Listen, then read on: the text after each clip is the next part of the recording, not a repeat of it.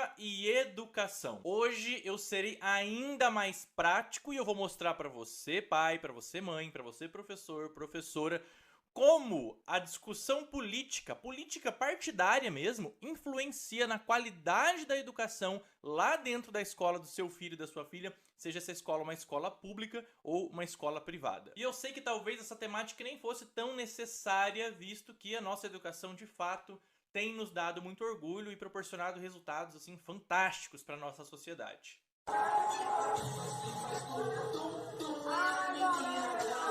Mas para mostrar para vocês como a política de fato chega no chão da escola das nossas crianças, eu preciso trazer aqui alguns exemplos muito palpáveis para que fique ainda mais claro. E algumas coisas que eu vou mostrar aqui hoje podem até parecer sacanagem com a sua cara, mas não é. Nós nunca tivemos na história da nossa educação tantos movimentos sociais, movimentos políticos tão interessados na educação de base, na educação escolar. Movimentos que olham para as nossas crianças, para os nossos adolescentes, e observam neles um potencial político gigantesco. E se você ainda não percebeu a ação desses movimentos dentro das escolas, dentro da educação, é porque de fato eles são muito sutis. Mas não se engane, as propostas, apesar da sutileza na forma de adentrar a escola, são agressivas. Algumas propõem até a mudança da nossa própria língua. E esse provavelmente é o vídeo mais explicativo que eu já fiz sobre linguagem neutra até hoje. Por que usar? Bom, primeiro porque a língua e a linguagem são demarcadores de gênero.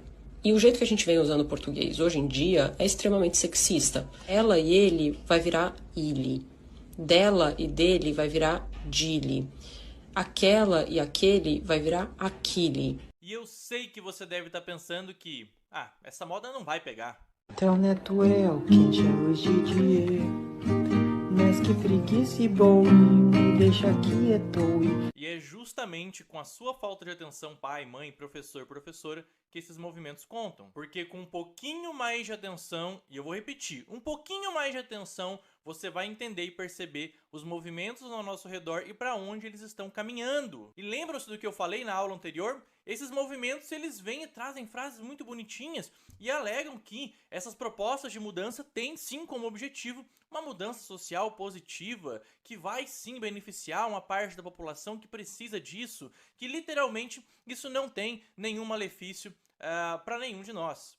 Como a própria proposta de inserção do gênero neutro na nossa língua, vindo aí dos movimentos LGBTQIA, LGBT, LGBTQIA.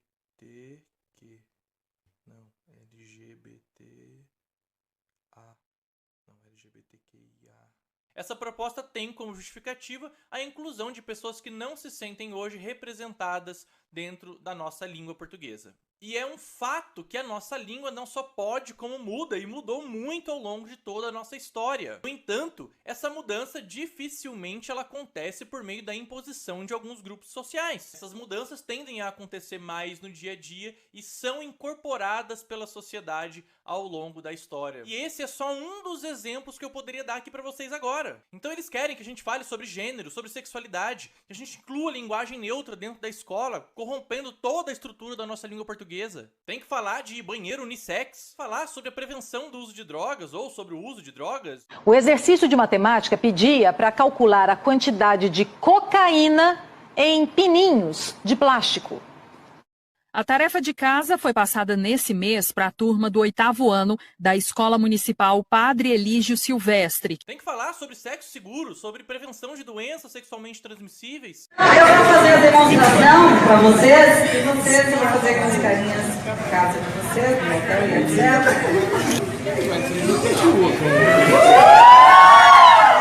Claro que eu...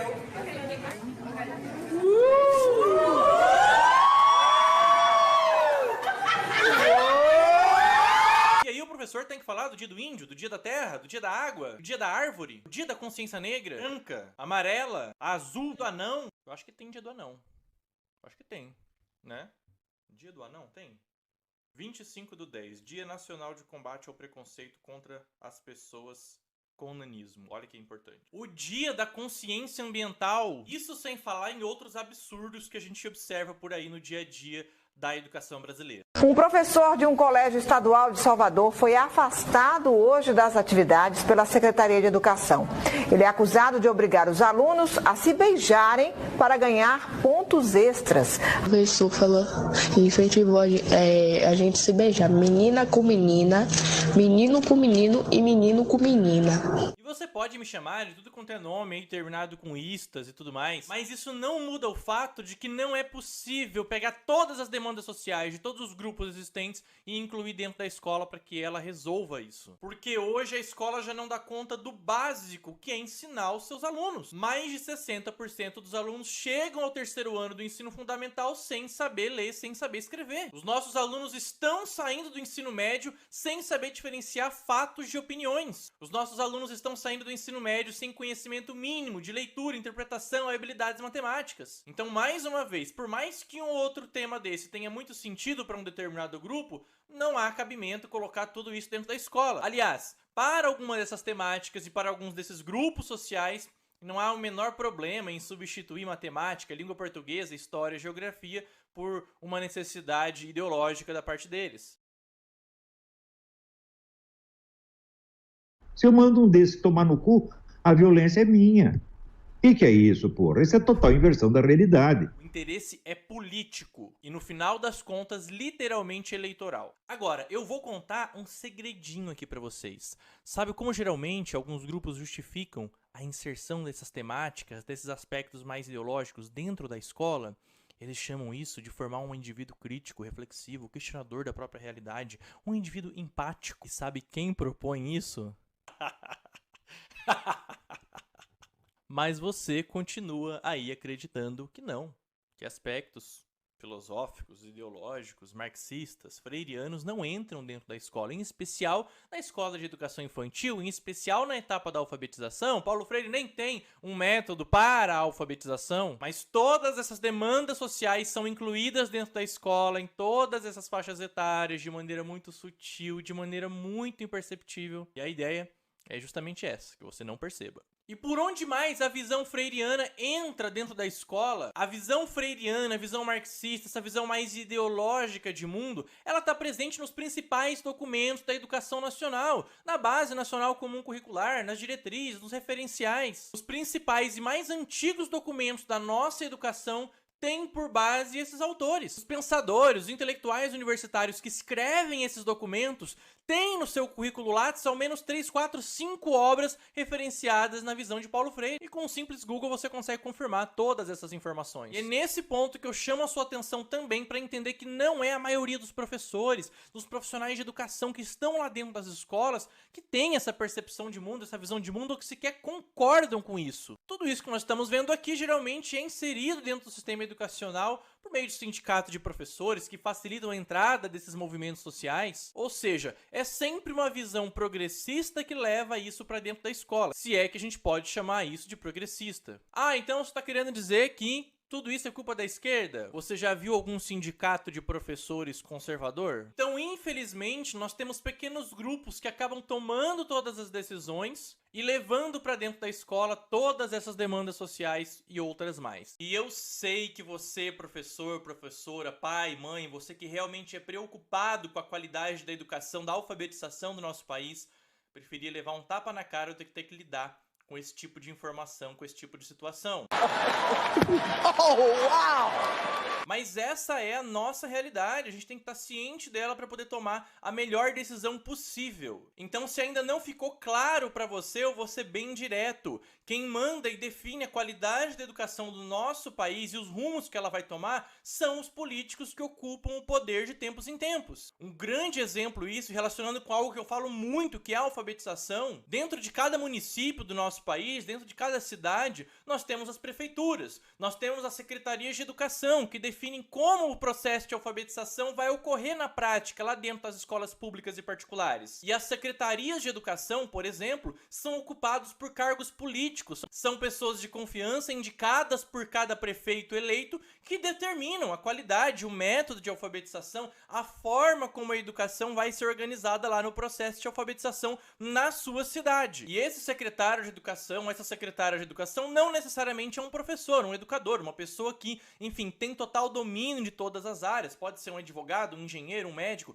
é um cargo político. Geralmente, sim, a gente observa que as prefeituras têm zelado por colocar alguém minimamente relacionado à área da educação, mas não é o que acontece na maioria das cidades. E a proposta ideológica, metodológica, vai sempre caminhar na mesma vertente, na mesma linha da ideologia política do prefeito, enfim, do poder executivo que está ocupando ali a prefeitura naquele momento. Então percebem que a política determina a qualidade e a forma como a educação vai ser organizada. E em âmbito nacional, nós temos uma decisão extremamente importante para tomar esse ano. De um país que vai levar Lula e Bolsonaro para o segundo turno para definir a presidência do nosso país para 2023. E eu trago todas essas informações para que você entenda o que cada um desses indivíduos representa na prática, no chão da escola, para dentro da nossa educação. O que cada um deles representa. Quais são as suas ideologias? Quais são os seus valores? Quais são os seus propósitos políticos? Como, na prática, o histórico de cada um influenciou na educação do nosso país? E eu não tô dizendo aqui, pai, mãe, professor, professora, que você tem que se tornar um cientista político.